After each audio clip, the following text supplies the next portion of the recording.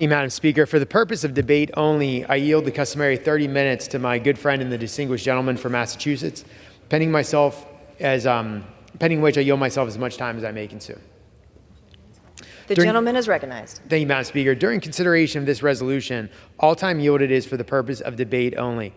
Madam Speaker, I ask unanimous consent that all members have 5 legislative days to revise and extend their remarks. Without objection. Madam Speaker, I rise in support of this rule and in support of the underlying legislation.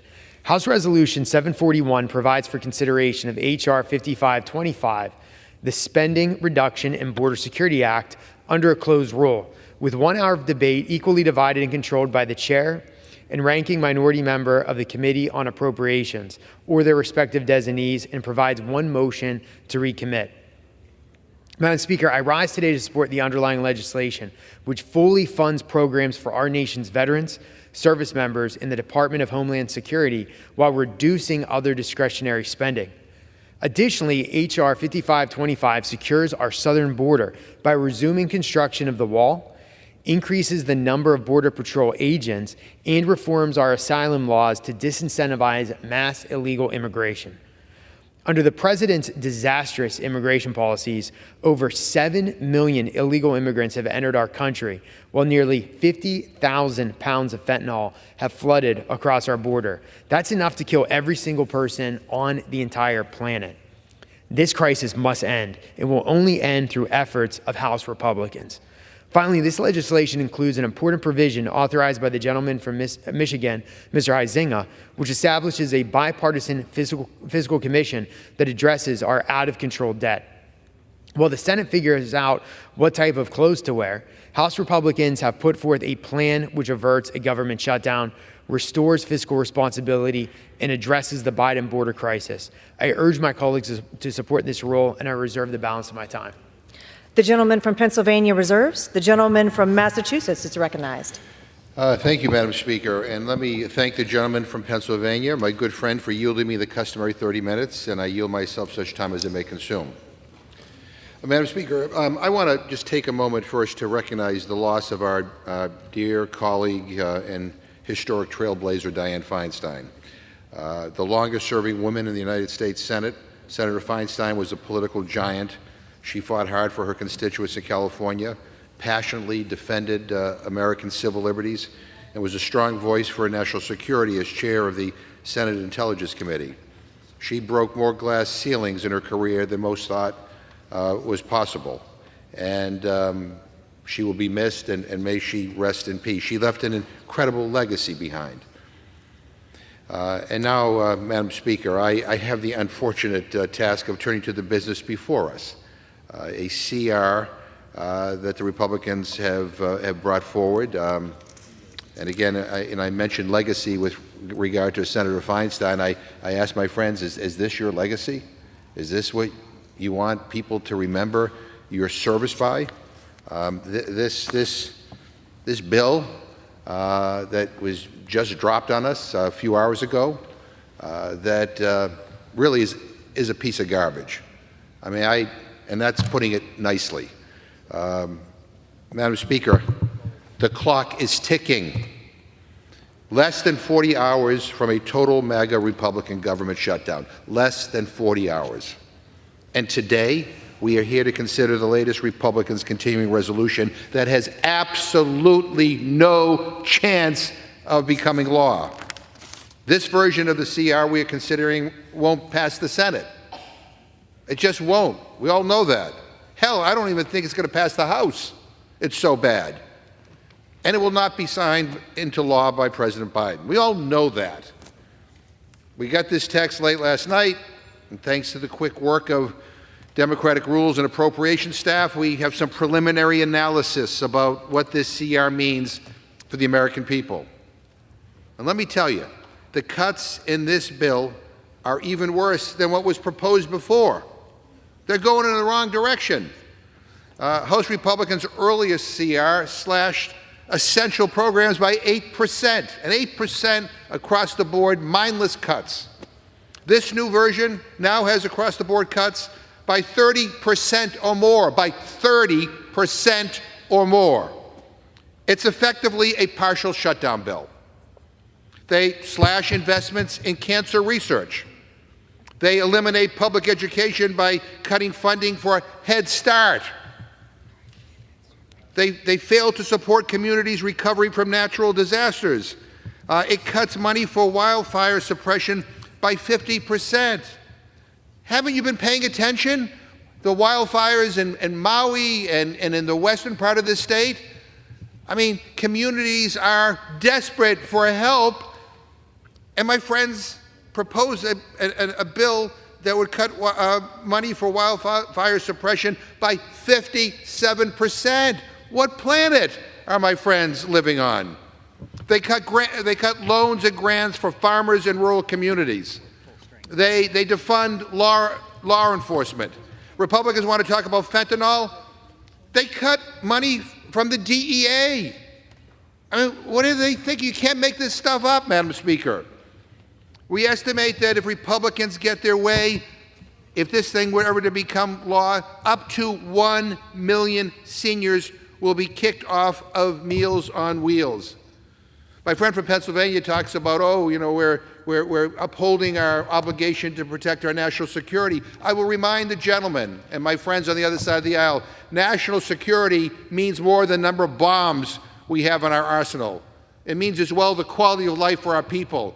It means whether or not our senior citizens have security in their retirement years. It means whether they have access to food. I mean, it means whether or not people have jobs, whether or not people can have a decent living in this country. That has to be part of the discussion on national security, and this bill just blows all that up.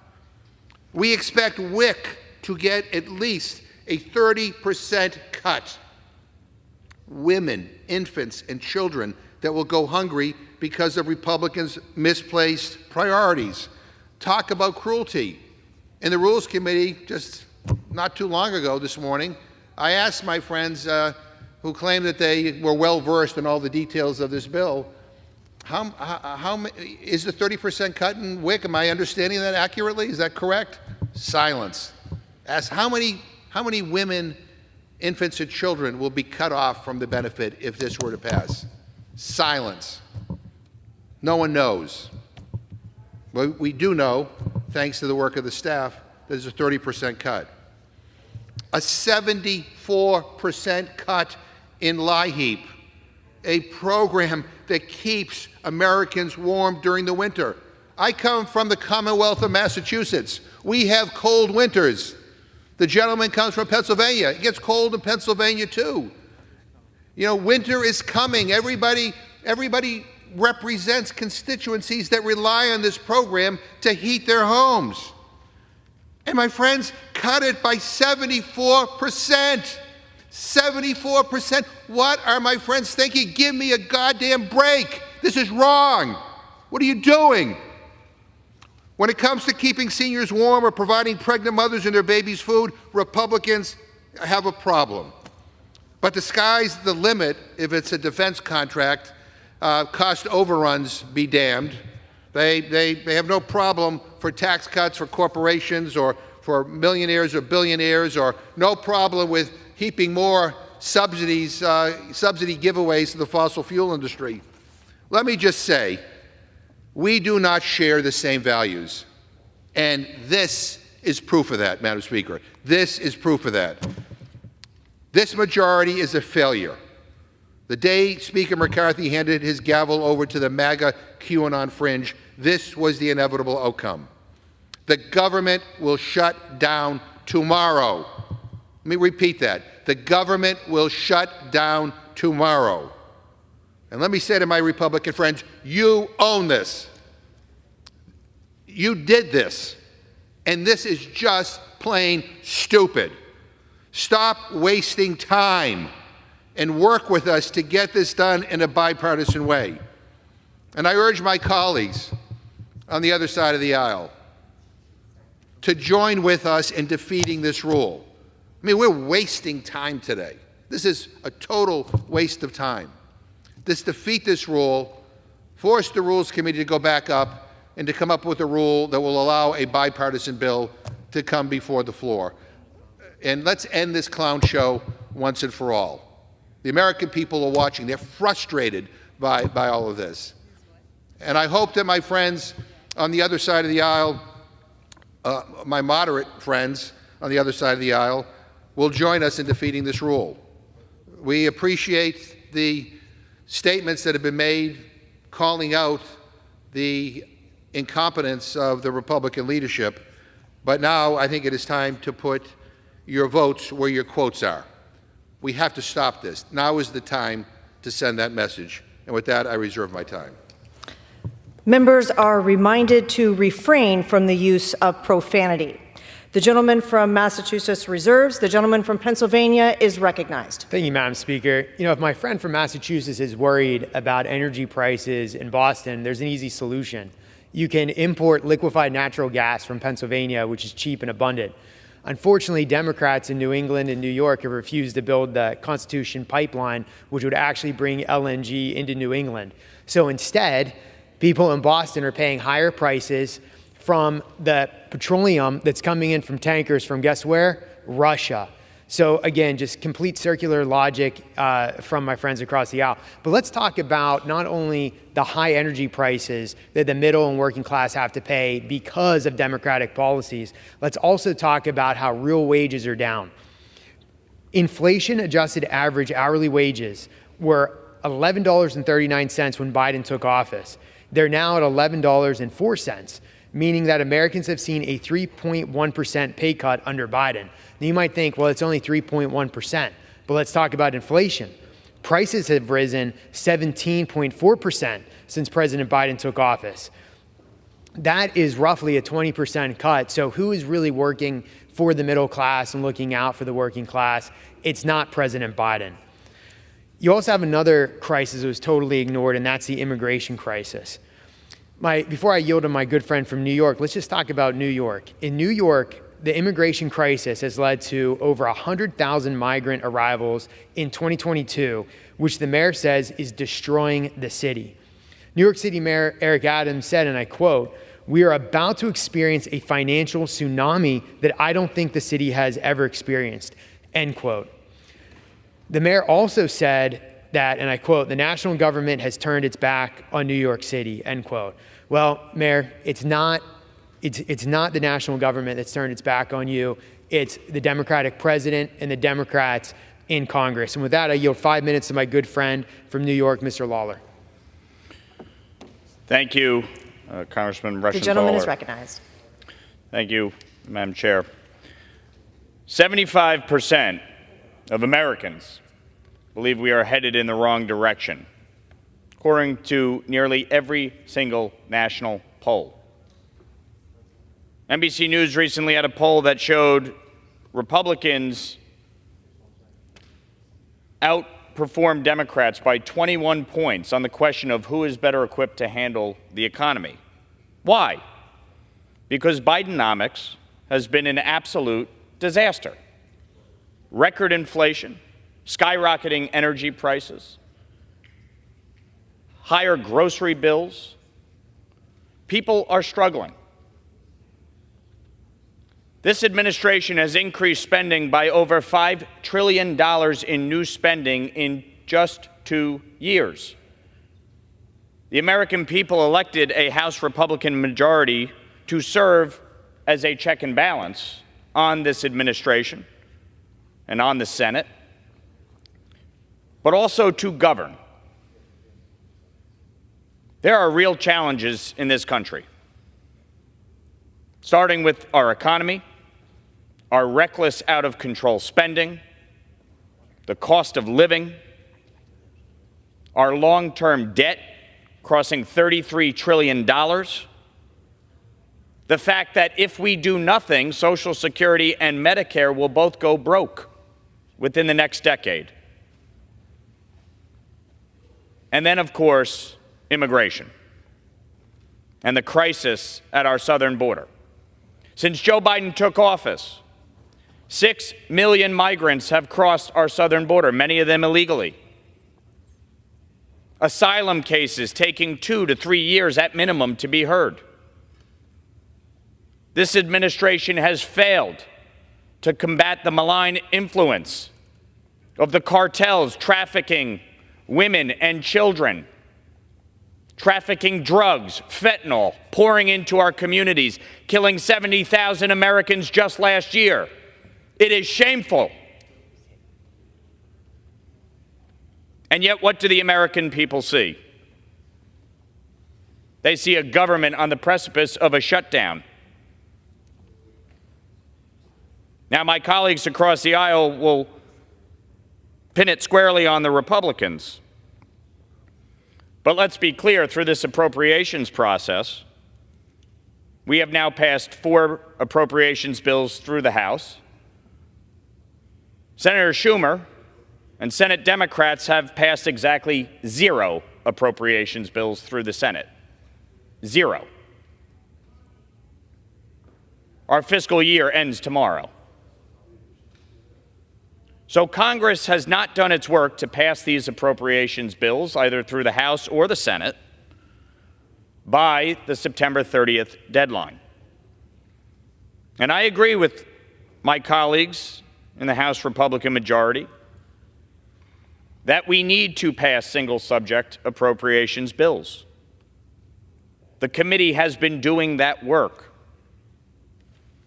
It's important work, but it takes time. It takes time to go line by line by line and break the way this place has operated for 3 decades. And we need time to complete that work. Shutting down the government will serve no purpose whatsoever.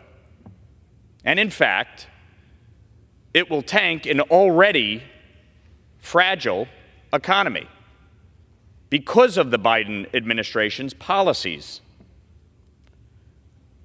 Our veterans, our seniors, our active duty military, all of the employees within the federal government hurt by a shutdown. Our stock market, our 401ks impacted. There is absolutely no reason for a shutdown. And it is imperative that we in the House lead, that we govern, that we pass a continuing resolution to keep the government funded short-term while we finish our work. People can blame leadership. People can say, we should have done this back in July. I would remind some of those very people that they've refused to move rules. They refused to move some of these bills because they wanted more cuts. And that's fine. That's democracy. Unlike the prior speaker, this speaker has allowed... Speaker, I'd like to reserve an additional 30 seconds to my good friend. Unlike the previous speaker, this speaker has allowed for this place to actually function as a democracy. He's not ruling it with an iron fist. So many people complained about the way that was previously run, and now they kind of want it run like that again. It's not the way we should operate. We need to pass a CR. Any CR in a divided government ultimately will be bipartisan. We all know that. There's no partisan CR that's going to become law in a divided government. But we have to negotiate, and we have to get to that point. The gentleman from Pennsylvania reserves. The gentleman from Massachusetts is recognized. Well, thank you, Madam Speaker, and I appreciate the gentleman's commentary and his critique of Republican leadership. But what I didn't hear is how he's going to vote on this rule, or how he's going to vote on the underlying bill. I mean, the bottom line is, you know, quotes are fine, but votes are better. Votes are more important here. And this bill, by the way, this bill that we're talking about guts things like LIHEAP, cuts it by 74%, which will impact people in New York, which will impact people in Pennsylvania, and all over this country. So the bottom line, Madam Speaker, is that if we want to cut all the get rid of the nonsense and get to the business of funding government in a bipartisan way, then we need to stop this now. We need to sit in a room in a bipartisan way and figure this out. That's what the United States Senate is doing. My Republican friends have never once talked to the Democratic leadership here about trying to come up with a compromise. Never once talked to our ranking members about how do we kind of come to a middle ground. It's always been their way or the highway. But by the way, it's not just their way, it's their far right-wing way. going way, way in the wrong direction. And Madam Speaker, the CR we are considering in this rule is not just shameful. It is a partisan measure. It is also, as I've said, a complete waste of time. Time we do not have. Tomorrow the government shuts down. This will not keep the government open. It will not keep it functioning for the American people. It does the opposite. It ensures a shutdown will occur. And if anybody's concerned, if anybody's opposed to a shutdown, then stand with us right now and say no to this nonsense. Madam Speaker, I'm urging that we defeat the previous question. And if we do, I will offer an amendment to the rule for swift consideration of the Senate's bipartisan continuing resolution to fund the government after they send it to the House. Once we receive the Senate CR, the chair and/or ranking member of the Appropriations Committee can call it up as a privileged question without further action from the Rules Committee. There will be 1 hour of debate, and the House will have an up or down vote on keeping the government running while full-year funding is being negotiated. We can send the bill straight to the President's desk, and during the 2013 shutdown, a Senate CR was privileged under the House rules until the Republican majority turned that off. So we aren't even at the procedural stage yet because House Republicans have failed to advance any real plan to fund the government. They would rather fight with one another than negotiate with the Senate. Some have even openly called for a government shutdown, and we've been through those quotes of Republican after Republican saying, they relish a government shutdown. But we can fix this right now. If anything deserves to be privileged for consideration on this floor, it is a bill to keep the government open. That is so vitally important, Madam Speaker. And clearly, it's time for the adults in the room to step up to the plate. We need to give Congress more time. Again, I ask my moderate friends on the other side of the aisle not to follow the fringe of their party down this path. It is my hope that some reasonable Republicans who are interested in governing will join with us in this effort. So reject this insanity of cheering on a government shutdown and abandon the sinking ship that is MAGA extremism. Moderates have a chance to say enough is enough. And a bipartisan CR would be temporary, but it's better than nothing. We need the time to work all this stuff out. Madam Speaker, I ask unanimous consent to insert the text of my amendment into the record along with any extraneous materials immediately prior to the vote on the previous question. Without objection. And, Madam Speaker, to discuss our proposal, I yield 4 minutes to the gentleman from Colorado, Mr. Neguse. The gentleman is recognized. Well, I thank the ranking member, and I would simply say to my colleague from New York, if you believe that you don't want a shutdown, if you are trying to prevent a shutdown, prove it. There's a simple way to prove it, Madam Speaker. Defeat the previous question so we can consider a simple amendment, an amendment that does one thing, that lets this body take an up or down vote on the bipartisan, Republican and Democratic Senate continuing resolution that is being negotiated as we speak. That's it. Gives that resolution privilege so that this House can consider it, can take that up or down vote and ensure that the government stays funded, Madam Speaker. But if you're not prepared to do that, if my colleagues aren't prepared to do that, then please spare us these supposed concerns for a government shutdown that you have engineered from the start. You want to talk about blame, Madam Speaker? Here's a quote. This is not my quote. This is not conservatism. This is stupidity. The idea that we're going to shut the government down when we don't control the Senate, when we don't control the White House, these people can't define a win. They don't know how to take yes for an answer. It's a clown show. You keep running lunatics, this is what you're going to have. These are not my words, Madam Speaker. These are the words of the gentleman from New York.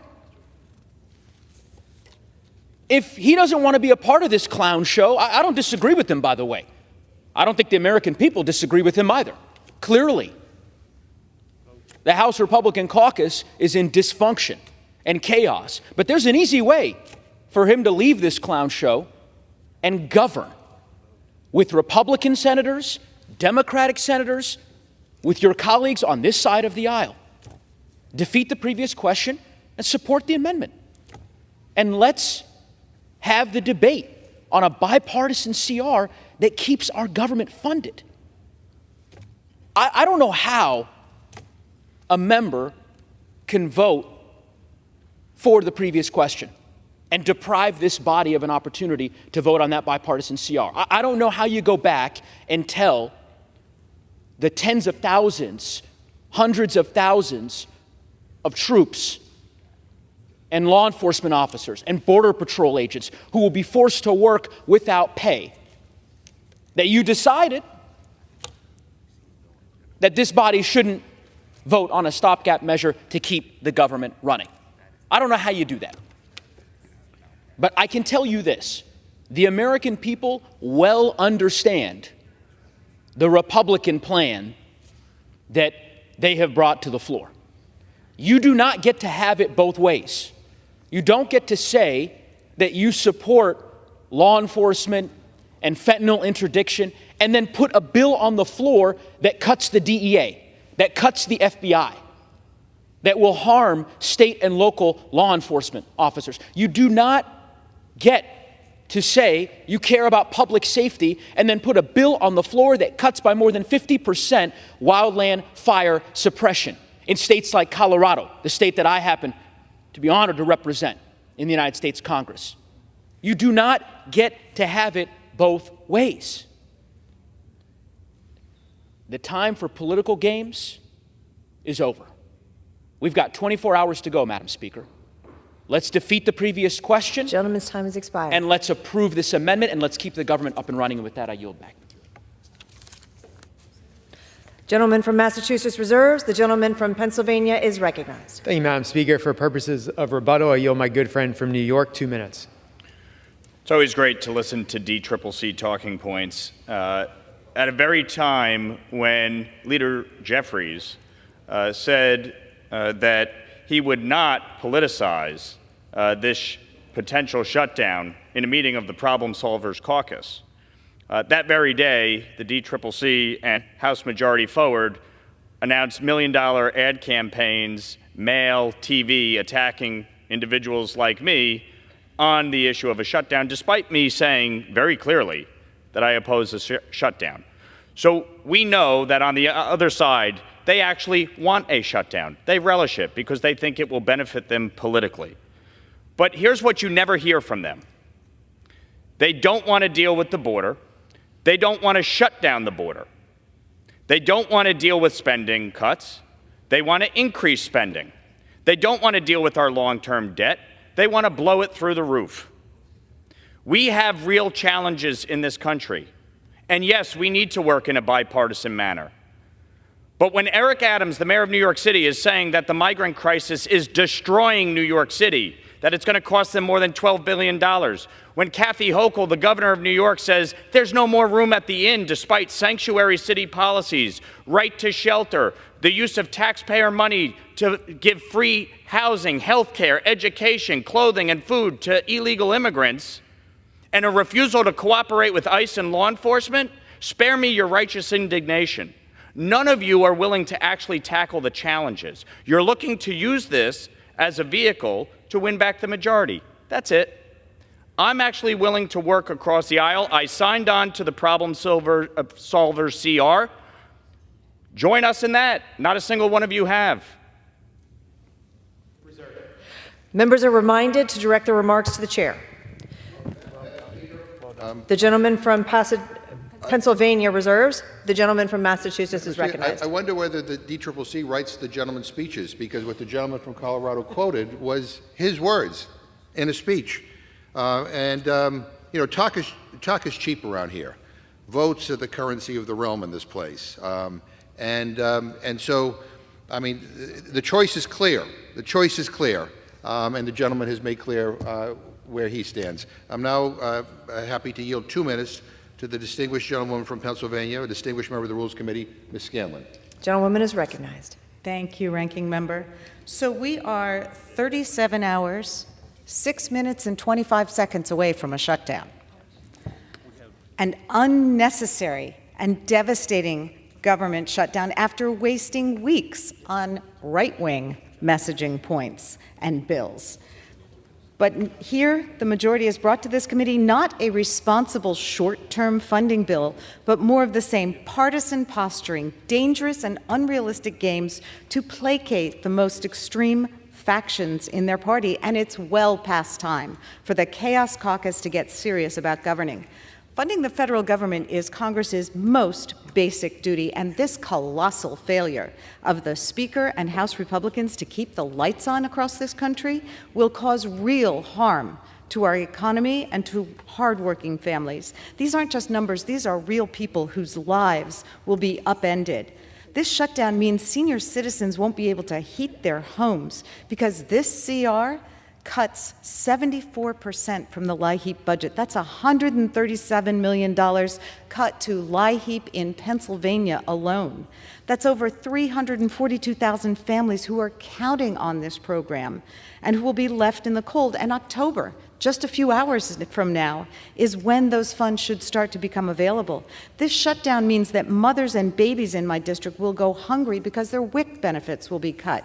It means that teachers will be kicked out of their classrooms that need them most because of draconian cuts to the IDEA and Title I. Estimate that nearly 150,000 teachers and service providers will be cut from our public schools where they need the help the most. Approximately 275,000 children will lose access to Head Start, undermining early education for them and their futures, and harming their parents' ability to go to work. My district is home to the Philadelphia airport. TSA workers and travelers alike will be affected by delays. Gentlewoman's time has expired. I yield the gentlelady the additional 30 seconds. Thank you. Last time the Republicans shut down the government in 2018, 2019, we had to run food drives to feed TSA workers who were required to show up but were not paid. Some of them lost their jobs when they lost their cars, doubling down on the harm. Look, a Republican government shutdown is going to hurt working families, interrupt vital services, damage our economy, endanger our national security, force millions of our troops and government employees to work without pay. All because Speaker McCarthy has turned over the House of Representatives to the most extreme members of his caucus. Meanwhile, House Democrats, bipartisan Senate leadership, and President Biden are working together to keep the lights on. I yield back. Gentleman from Massachusetts reserves. The gentleman from Pennsylvania is recognized. Thank you, Madam Speaker. I yield 2 minutes to my friend from Indiana, Ms. Spartz. Gentlewoman is recognized. Thank you, Madam Chair. Unfortunately, muscle memory is very strong in Washington, D.C. Unfortunately, Wall Street and K Street are very powerful in Washington, D.C. But fortunately, we have people on the Republican side that are willing to stand up for the Main Street, willing to challenge their own leadership to deliver on issues of national security. And it used to be this institution went through a tougher time.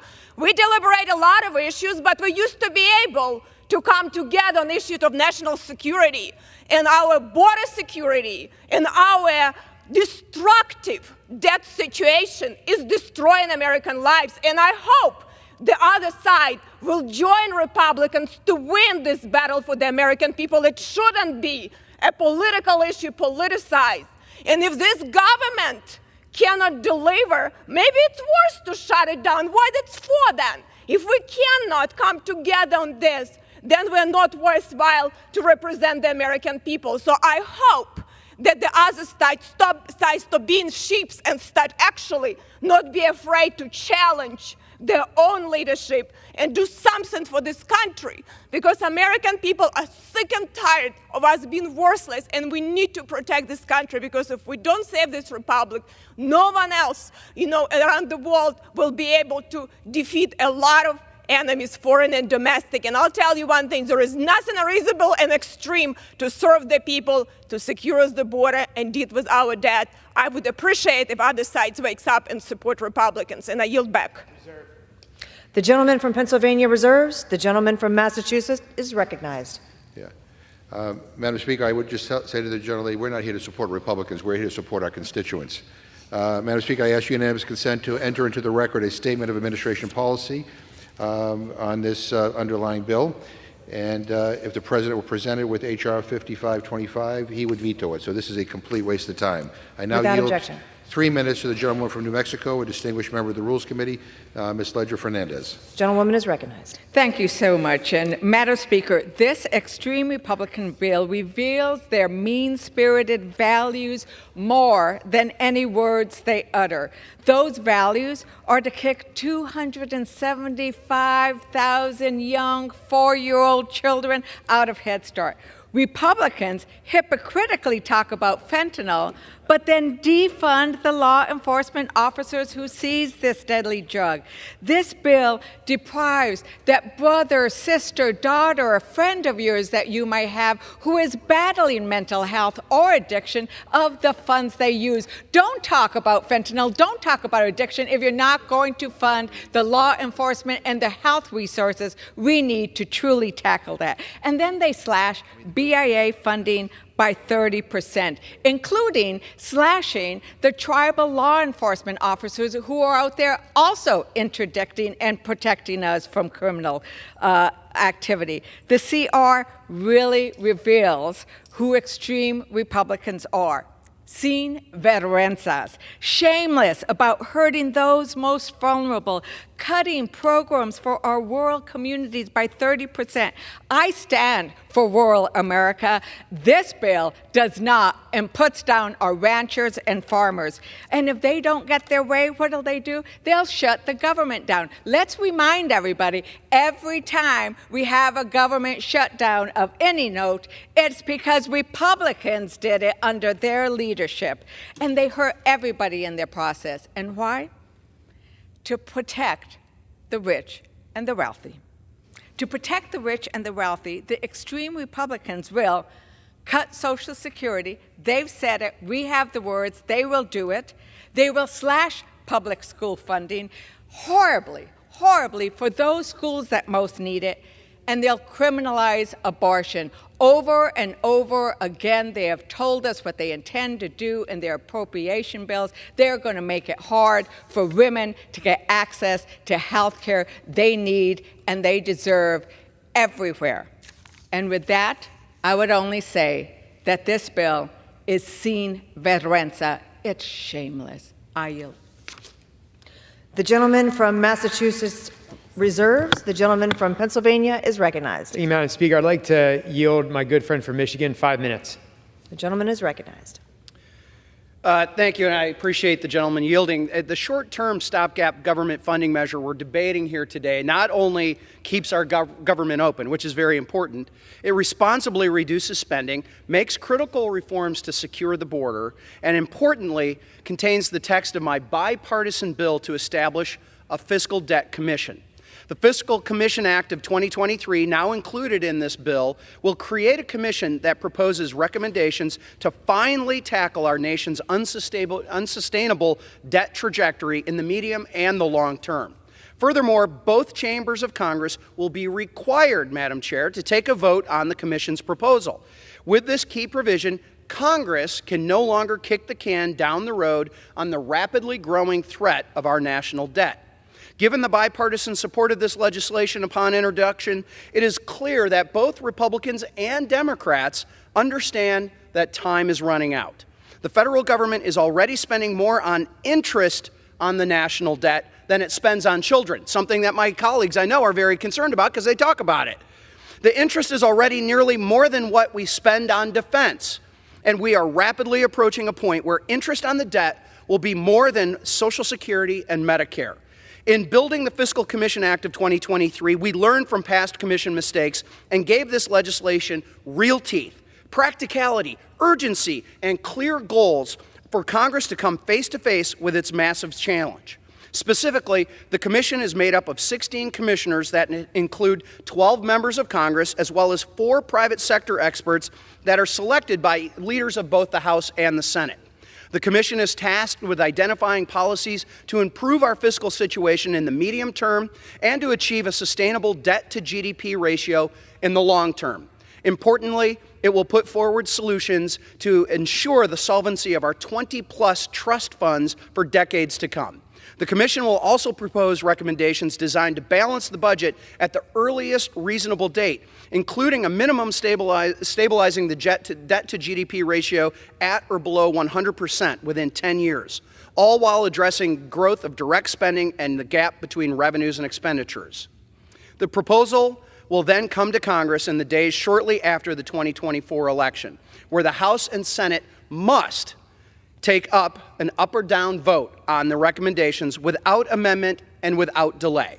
I'm proud to say that joining me in the introduction of the Fiscal Commission Act of 2023, there were an even number of Republicans and Democrats.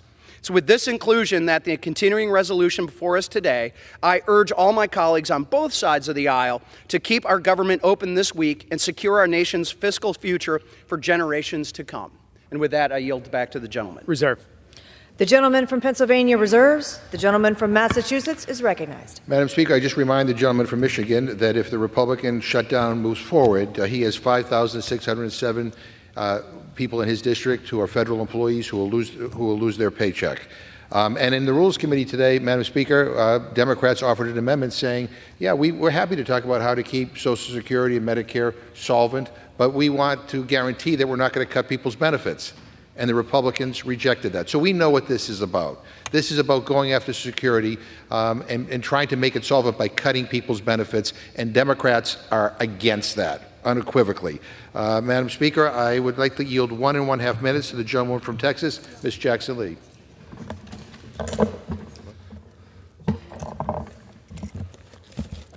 People of America are suffering. We have repeatedly told them that they are our priorities, but the people of America are suffering. Why my colleagues insist on a government shutdown, which is what they are doing. Blatantly, they have violated the very agreement that Speaker McCarthy and the President of the United States, two holding the greatest trust, agreed to be able to go forward on a funding scheme that would save the American people. But yet we stand here today where my very constituents in Houston, Texas, are going to have the soldiers that serve in our nation's military not paid. It's going to have $2 billion in loans to small businesses not given. It's going to stop 800,000 almost children not getting nutrition. It's going to stop 456 million people from getting housing. And yet we are standing here that we are patriots. I don't want a government shutdown. Food safety will be, in essence, in jeopardy. Law enforcement will not be paid. These are the people who say we are pro-law enforcement, but yet they will not be paid. And what goes on with the Senate? It is a bipartisan resolution that if we vote on it today as it comes across, the government will stay open. I support the previous question because the people of America are suffering. And I don't expect this draconian cutting everything, losing salaries for the military, cutting out food benefits, cutting Social Security payments, cutting Medicare payments, Medicaid payments to be our definition of individuals who are standing here working for the American people and my fellow Houstonians. My commitment is to be here to insist that the government not close. I don't know why a common sense continuing resolution cannot be passed.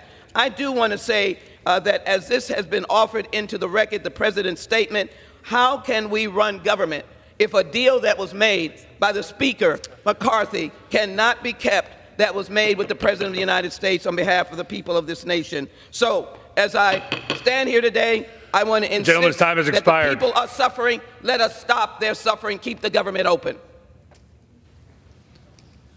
The gentleman from Pennsylvania is recognized. Thank you, Mr. Speaker. I yield the gentleman from Florida 1.5 minutes. The gentleman is recognized. The House of Representatives has passed funding bills to fund our veterans, our troops, our Border Patrol, our state and foreign ops. These are the core functions of government. The Senate should take up and pass those bills to make sure those folks are paid, and they should do it today. But the rule we are on now advances a continuing resolution that weakens the Republican position on strong border policies. Just last night, we passed a Department of Homeland Security appropriations bill that was lashed to policy requirements at the Department of Homeland Security. They had to do certain things to fix the border to get the money. And one of those things was E-Verify. Last night, we stood together and we demanded that E-Verify be included if Mayorkas wanted the money. And this continuing resolution that the rule we're on now would facilitate strips E-Verify and takes it out. Why would Republicans just overnight back away from such a strong and necessary provision as E-Verify? I will be voting against this continuing resolution because I want House Republicans to have the strongest position on the border. The American people will come with us on that. We've just got to have the courage to lead and not surrender. I know the big businesses don't want E-Verify, but we should want it anyway for the American worker. I thank the gentleman's indulgence and I yield back. Reserve. The gentleman from Pennsylvania reserves. The gentleman from Massachusetts is recognized. Mr. Speaker, I would just point out to the gentleman who just spoke that the Senate can't even take up the Homeland Security appropriation bill because the way the Republicans wrote the rule was that they're not going to send it over until the Senate passes H.R. 2 without changing a comma and the President signs it into law. So lots of luck with that. I reserve my time. The gentleman reserves. The gentleman from Pennsylvania is recognized. Let's remember that the Senate has passed 0 appropriation bills. I'd like to yield 2 minutes to my friend from Arizona, Ms. Lesko. The gentlewoman is recognized. Thank you, and thank you, Mr. Speaker. I am in support of funding the government so our military, Border Patrol officers, and other dedicated employees that are protecting our nation can continue with their job and get paid while they're doing it. I'm also in support of House Republicans pushing and demanding that the Senate secure our border by including the bill that we've already passed out of this House, H.R. 2. One of the biggest crises in our nation right now is a result of this administration's disastrous border policies.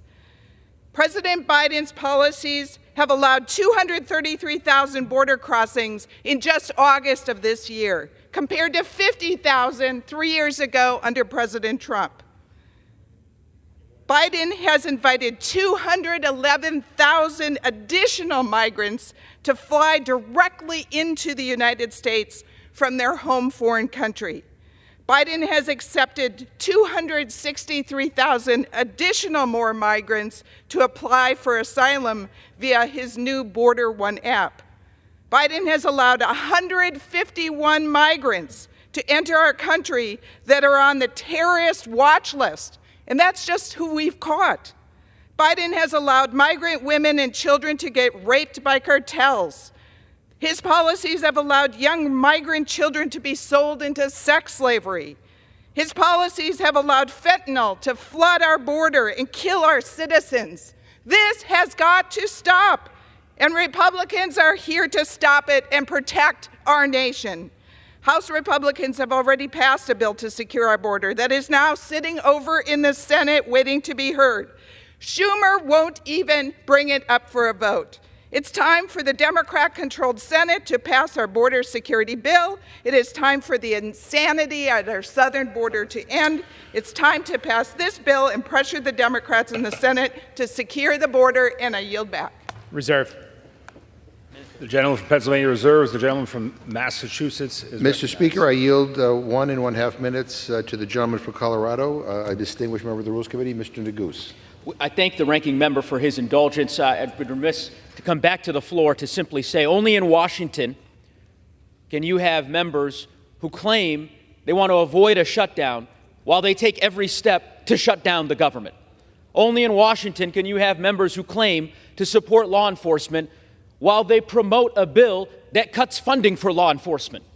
Only in Washington can you claim that you want to secure the border while engineering a shutdown that will force Border Patrol agents to work without pay. Only in Washington can you claim that this so-called debt commission that they have designed will not harm programs like Social Security months after rolling out a plan, the Republican Study Committee in June, rolling out a plan that guts Social Security.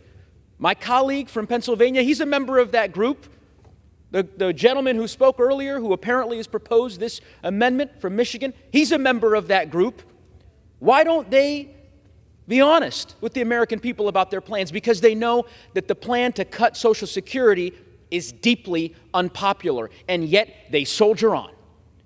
24 hours, Mr. Speaker, that's how much time we have.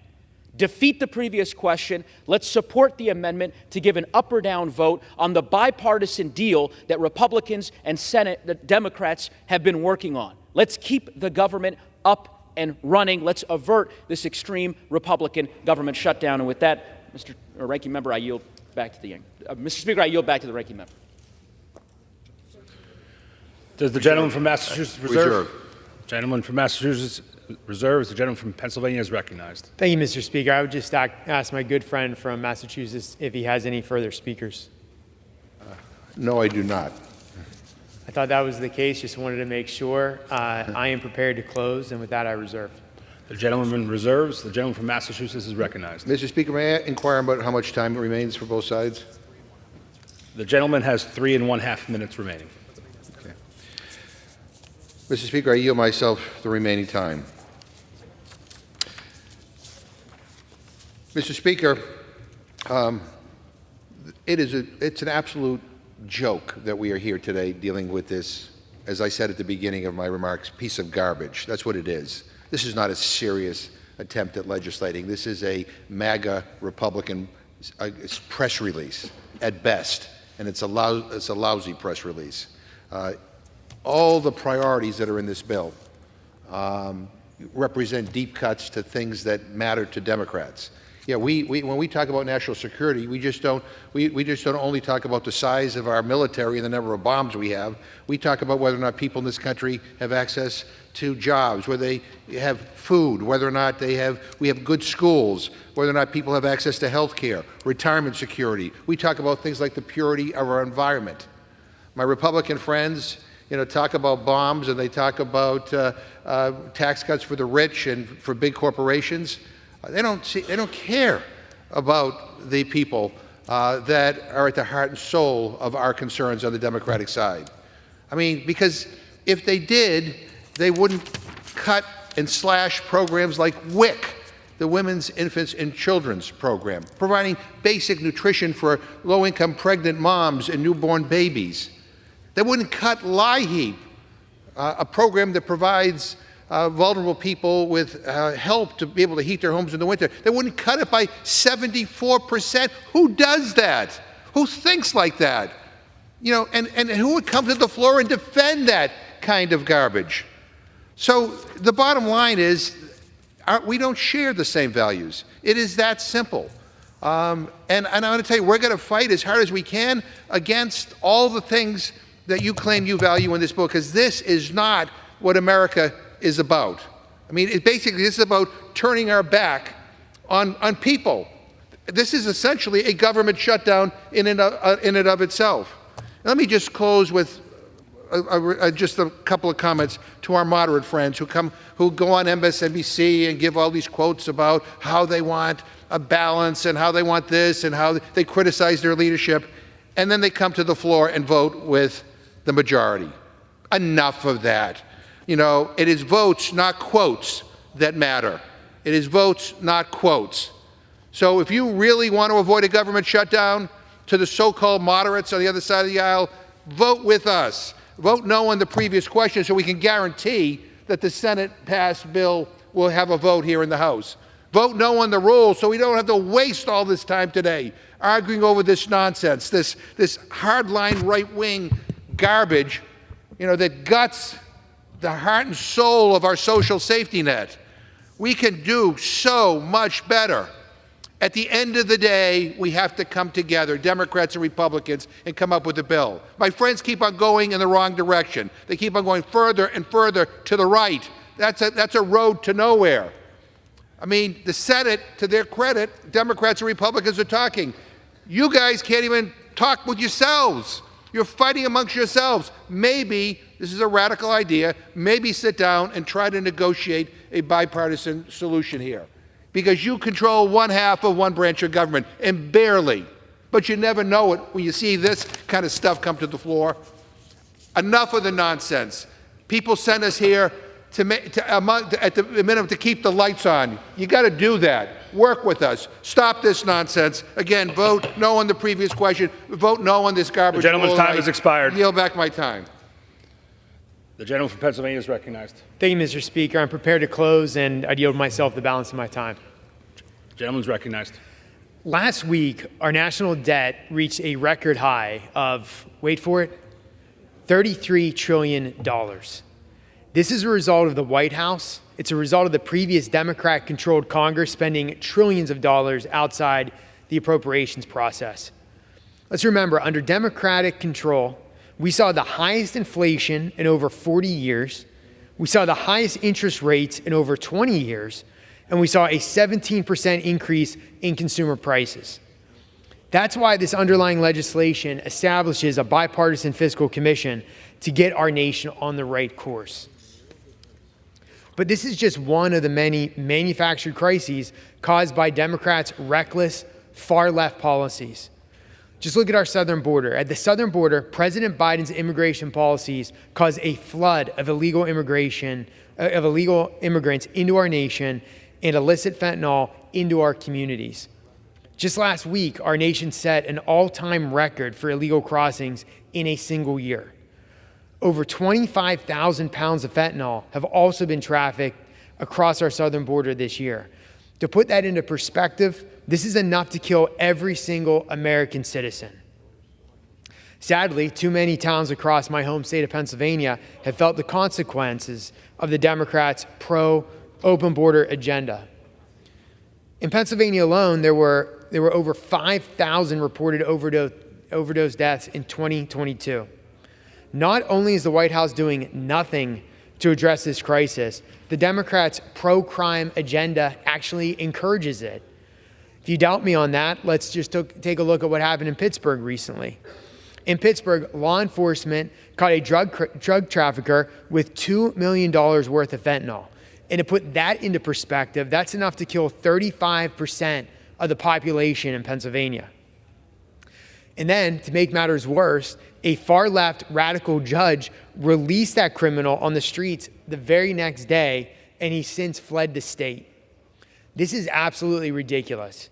House Republicans are the only leaders in Washington willing to do something about this. Thanks to Republicans and our commitment to America, the underlying legislation will reduce our exploding national debt, it will avert a government shutdown, and it will secure our southern border. For those reasons, I urge my colleagues to vote yes on the previous question and yes on the rule. I yield back the balance of my time, and I move the previous question on the resolution. The gentleman